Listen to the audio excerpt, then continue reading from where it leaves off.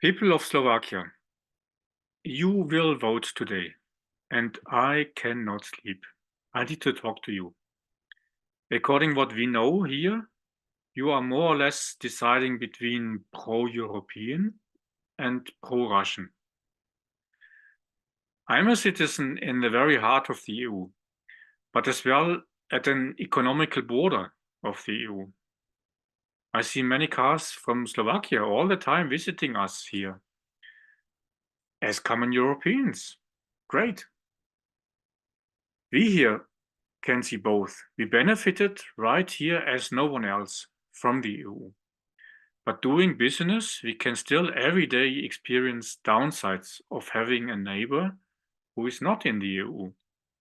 And it's a strong neighbor. Furthermore, we can see just across that border how costs of living are without the EU. But let me come back to how we benefited here from the EU. We developed with the accession to the EU from a net receiving border region, yes, with a strong and uprising industry, but still much dependent on agriculture and tourism industry.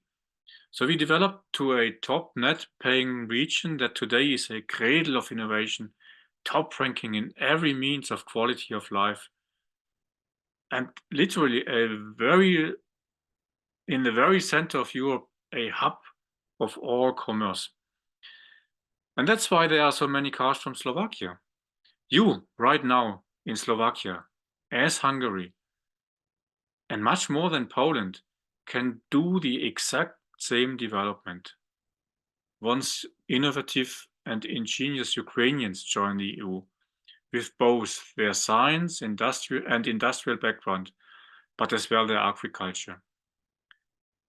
You do already have a firm industrial basis.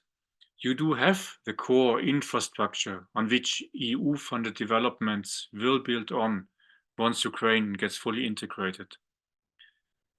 Ukraine will very soon get a powerhouse of the EU, one of the main engines, not at least because of the reconstruction investments. You, Slovakia, can get exactly the same beneficiary as we here got, if you not decide to dismantle the EU from within.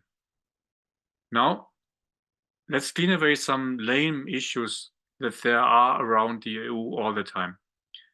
No, friends, the EU isn't a waste of taxpayers' money. Because it just cannot be.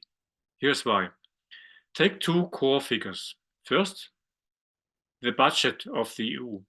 This year, it is around 332 billion euros. So these 332 billion euros, that is about as much as the budget of Belgium. Belgium has 2.5% of the inhabitants of the EU and is a net receiving country, as Slovakia is. So simplified, the EU costs all of us Europeans combined less than 2.5% of our tax money. Second, another figure. The net contribution per taxpayer is highest in the Netherlands, followed by Germany, France, Austria. Now, I don't know how much a car costs in the Netherlands, but here, the fixed costs for an Skoda Octavia, fixed costs, so down payment, taxes, insurance, are per month much higher than the annual costs of a Dutch taxpayer for the EU per year. And that's without the running costs of the car, so fuel, maintenance, repairs. In other words, an average Dutch taxpayer, again, who pays most for the EU, could run a Skoda Octavia for half a month with what he pays for the EU per year. Or every other European taxpayer couldn't even run that Skoda Octavia a couple of weeks with what he pays for the EU. But what do we get for that? Well, people at first always mention open borders, free travel, labor market opportunities. Fine, great, unique. But let's take a step back. Look from a bird's eye perspective. Look from other continents. Where would we as individual economies be against the much more powerful economies overseas? Had we not the EU doing it all for us together? Where would we as individual economies be? Would the EU not allow us to do business so efficiently and competitively? Where would be right now as the attacked ones by that hybrid warfare of disinformation, cyber interferences, disruptions, had we not that one powerful institutions altogether? Where would we be as consumers? Would not the EU shield us from the worst business instincts of tech giants overseas? Where would the countries be that were affected worst by the pandemic? Would the EU not help them right now to get back on their feet? Where would our environment be had we not the EU caring for common standards and preventing a competition within Europe at the cost of the environment and with it our future and the future of future generations? Think about it and maybe ask some Brits about their experience. Nothing of what they dreamed of materialized. The only trade treaties they managed to negotiate themselves are with some former Commonwealth colonies on conditions that contradict completely the original aims of leaving the EU. So, is the EU flawless? Of course not.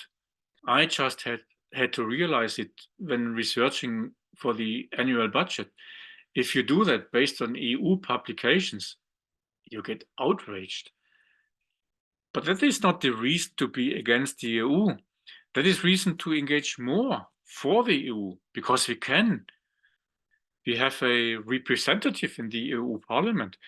We can call him or her and ask to improve that. Can you do such under a Russian affiliated government? Just as an theoretical exercise, let's assume you Slovakians managed to affiliate with Russia without having to experience what Ukrainians have to experience, without your cities getting Mariupols, without getting your essential infrastructure taken offline, without your women get raped to prevent them from wanting non-Russian kids anymore, without dissidents or suspects of it getting golden teeth implants torn out in torture.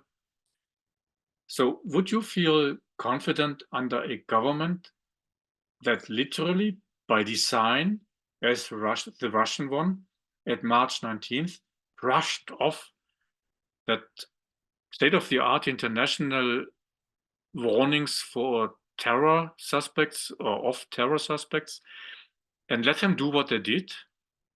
Or would you prefer a government responsible to us, the people, that exactly at the same day, this March 19th, followed such an international warning and did let arrest two terror suspects that wanted to storm Swedish parliament with guns?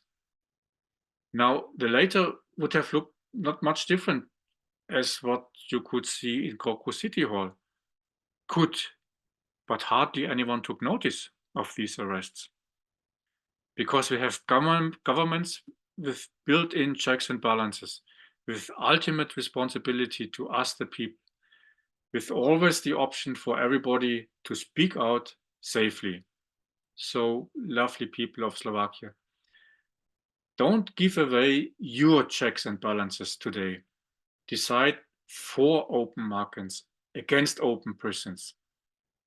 So if I only could help one of you to change towards Europe, it would already be a great relief. Much better, of course, if you use your contacts, your social media to spread this message within the next hours. Maybe you translate it. Maybe you send me a translation in the comments and I add subtitles. Maybe you click the like. Maybe you comment down below. Write down your arguments that support this message. or contradict it. Sure, I'm late with this, but better late than never. So let's stay together and fix the world from the strongest possible basis that there is right now. The Nobel Peace Prize winner of 2012, the EU.